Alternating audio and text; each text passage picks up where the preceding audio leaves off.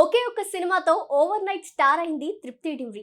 Director Sandeep Reddy Vanga దర్శకత్వంలో వచ్చిన animal సినిమాతో నేషనల్ క్రష్ అనే ట్యాగ్ అందుకుంది. బాలీవుడ్ స్టార్ రణబీర్ కపూర్, రష్మిక మందన జంటగా నటించిన ఈ మూవీలో తృప్తి డిమ్రి సెకండ్ హీరోయిన్ గా కనిపించింది. ఇందులో గ్లామర్ లుక్ లో జోయా పాత్రలో నటించి మెప్పించింది. ఈ సినిమాతో దేశవ్యాప్తంగా తృప్తి పేరు మారుమోగిపోయింది. ఈ అమ్మడు ఫాలోయింగ్ సైతం మారిపోయింది.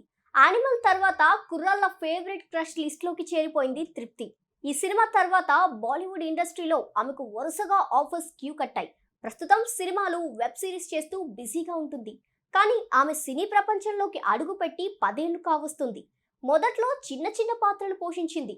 ఆ తర్వాత కథానాయికగా అవకాశాలు అందుకుంది. తాజాగా తన సినీ ప్రయాణంపై ఎమోషనల్ కామెంట్స్ చేసింది తృప్తి. ఆమె నటించిన లైలా మజ్ను, బుల్బుల్ చిత్రాలు బాక్సాఫీస్ వద్ద అంతగా ఆకట్టుకోలేదు. ఇక ఇదే విషయంపై తృప్తి మాట్లాడుతూ ఆ సమయంలో తన గుండె బద్దలైందని చెప్పుకొచ్చింది.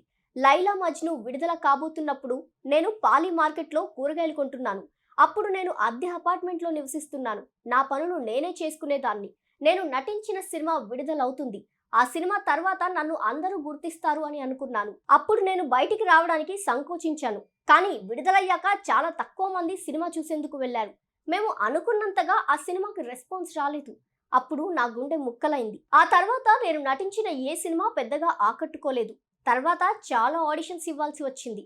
అప్పుడే బుల్బుల్ సినిమాలో ఆఫర్ వచ్చింది. దర్శకురాలు అన్వితా దత్ను కలిశాను.